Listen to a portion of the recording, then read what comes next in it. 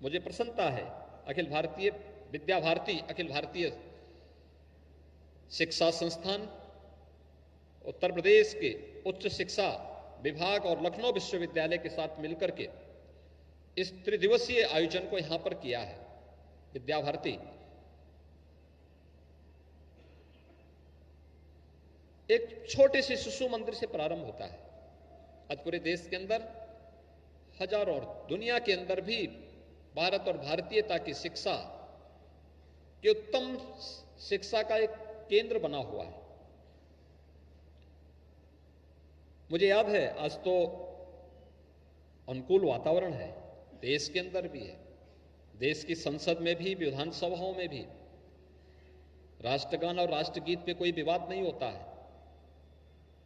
लेकिन एक समय वह भी था जब हम लोग देखते थे केवल सरस्वती शिशु मंदिरों में ही और विद्या भारती के ही शिक्षण संस्थानों में राष्ट्रगीत वंदे मातरम हो पाता था। इसको लेके भी विवाद होते थे। यानी जो गीत देश की आजादी का अमृत मंत्र बना था, उसको लेकर के स्वतंत्र भारत में विवाद होता है कि हम नहीं गाएंगे। लेकिन मैं देखता था कि सरस्वती वंदना और वंदे मातरम, इस राष्ट्रगीत को सरस्वती शिशु मंदिर और विद्या भारती के संस्थानों ने उसको जीवित बना के रखा। आज उसका परिणाम है कि उसका राष्ट्रव्यापी स्वरूप हम सबको देखने को मिलता है। हर संस्थान उस कार्यक्रम के साथ जुड़ता है, उस आयोजन के साथ जुड़ता है। विधानसभा हो या संसद की कार्रवाई का वो हिस्सा बना है अब, और लोग लगातार उसे आत्मसात करते हैं, उससे एक नई प्रेरणा प्राप्त करते हैं।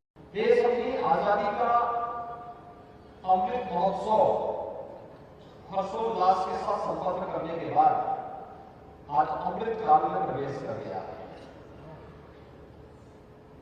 और प्रधानमंत्री मोदी जी ने इस अवसर पर देशवासियों का आह्वान किया कि हमने आजादी का अमृत महोत्सव का आयोजन किया, हम इसमें सहभागी भी बने।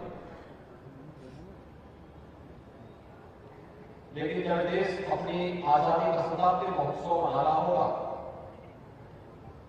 उस समय हमें कैसा भारत चाहिए, कैसा भारत, उस भारत के लिए हमारे स्तर पर क्या योगदान होगा। एक विकसित भारत की परिकल्पना को साकार करने के लिए हर भारतवासी के स्तर पर क्या प्रयास होने चाहिए, उसकी क्या भूमिका होनी चाहिए। और ये केवल देश के नेतृत्व वर्ग का कार्य नहीं है, ये राज्यों का कार्य भी है, जनपदों का भी है, गांवों का भी है और व्यक्ति का भी है।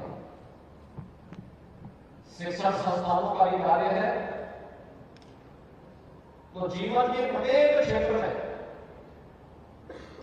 जो व्यक्ति जहां पे अपनी सेवाएं प्रदान कर रहा है, अगर वह अपने उत्तरदायित्व को देखें और उसको सही ढंग से समझ सके, तो प्रधानमंत्री जी के विजन के अनुरूप 2047 में दुनिया की ताकत भारत को एक विकसित देश के रूप में स्थापित करने से रोक नहीं सकता।